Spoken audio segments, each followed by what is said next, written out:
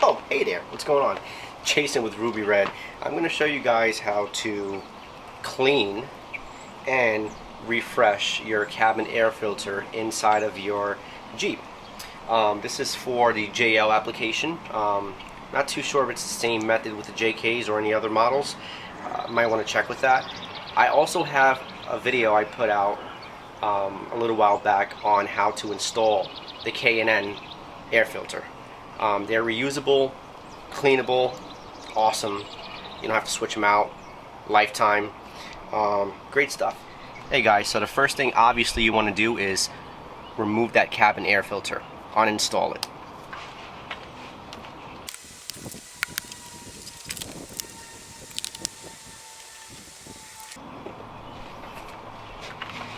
So basically we're working with two different air filters.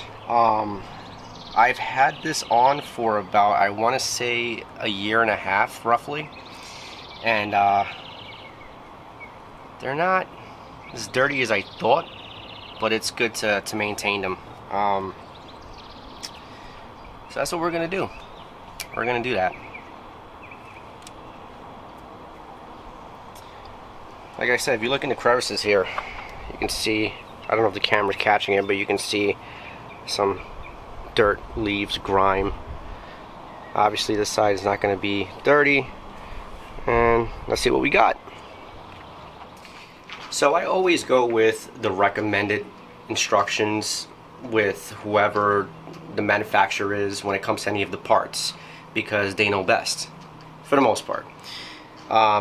Reading the K&N filter instructions, the cleaning filter instructions, the first thing you got to do besides removing your cabin air filter is to take any loose debris, which I showed you previously, and remove it by hand. So any leaves, any little tiny sticks, just remove it by hand, and bang it up against a hard surface, so you can get some of that debris out. That's the first, I guess you could say, actually the second step besides removing it from your vehicle. So that's what we're gonna do. So this part is not coming from the instructions from K&N, but I'm going to take it a step further. What I'm going to do is, I'm going to use this for this. Work harder, not smarter. Work smarter, not harder. Alright, let's see how effective this really is.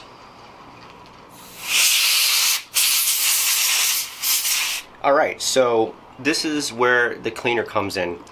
And according to the K&N instructions, you want to spray a generous amount. Basically, soak it. That's how I see it. Maybe not, but still, spray a generous amount and let it soak for about 10 minutes. Don't let the cleaner dry. So don't leave it out in sunlight, in a heated place, anything like that. Just don't let the cleaner dry on there. Just apply it, let it sit there for 10 minutes, and then we're going to move on to the next step. Alright, so here we go.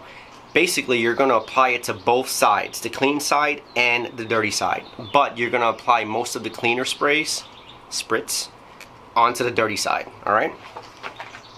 So on my end, I'm going to start off on the clean side. Give it some sprays. Even it out thoroughly. And that's pretty much it. That's pretty much what I'm going to do for the clean side. The dirty side, that's when we're going to be generous. Maybe even give it a once over. Just make sure you get into those nooks and crannies. And round two. They said be generous, right? I wonder if they're saying that so you can buy more. Either way, I'll buy more, whatever. See, some spots are getting kind of like a white color that you're spraying over. And that's the, I'm assuming that's the cleaner doing its work. And my arm is getting tired from all of this spritzing. Yeah, I'm definitely being generous about it because I see it dripping down. And there's a lot of dirty stuff coming out of here dripping down. Alright, so that's the first one. I'm going to do the second one, and we're going to time it. Alright, we're done spritzing. Now what we're going to do is good old Apple Watch, set this timer for 10 minutes, and then we'll wait and see. Timer's done. Let's stop that puppy, and let's go see what it looks like. Cleaner is still soaked in there. Not really soaked, but it's still in there. The next step from K&N is you're going to want to take a water hose or something with a little bit of water pressure to clean out the debris, to clean out the cleaner that you just threw in there. And pretty much that's the next step right there. So we're going to go and clean this off with some water. Alright guys, so I'm back. So what I did was, my personal decision, I was too lazy to get out the water hose in the garden, and I ended up going into my downstairs shower, and I ended up just cleaning it using my downstairs shower head. Reason why I did that, really, besides the fact that I was too lazy to take the garden hose out, was the fact that my bathroom, both of my bathrooms at least, have insane water pressure, which I'm thankful for, believe me. So this is the perfect time to use it. So they're clean. It's really hard to tell on film, but they are clean. Actually, this one is cleaner than this one. This one, I can barely see any debris. This one, I can see some debris. It's not going to be completely stock, but yeah. Basically, let's go with the next step.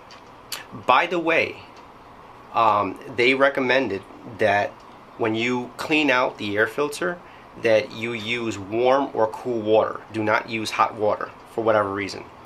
That's the instructions. So let's move on to the next step, which is drying your air filter.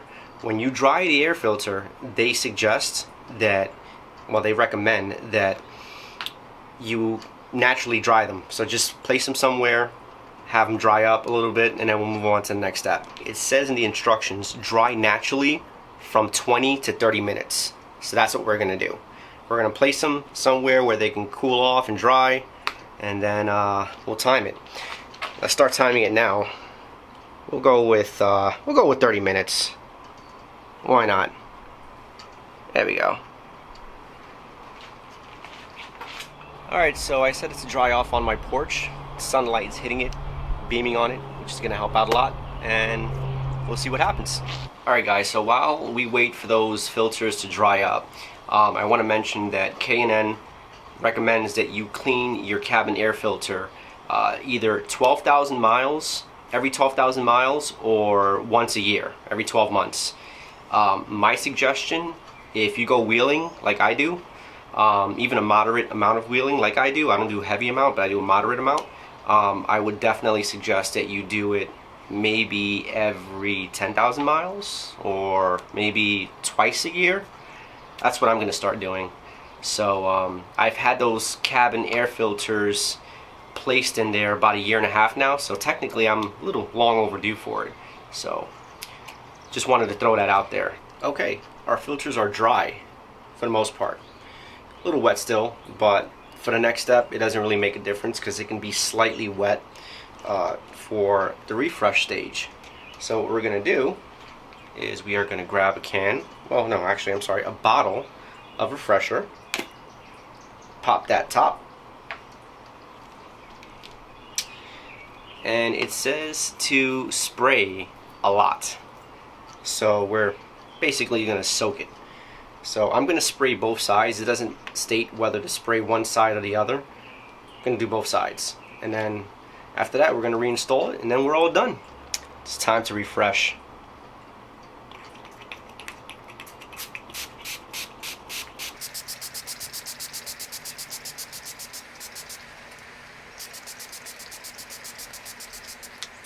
Stripping down a little bit, so I think that should be enough. Okay, now I think it should be enough.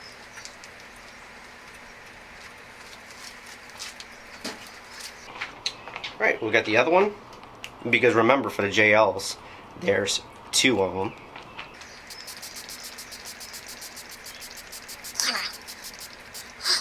Time for finger. You know what, I'm going to be honest with you, I'm not sure if I'm supposed to spray it downward or sideways. I'm doing it sideways for the sake of just showing you guys, even though you guys know how to spray material. I'm pretty sure, but I'll do a little bit of both. And we are all refreshed. That's all, folks. We're done. I just need to reinstall it. We're all set to go. Easy as that.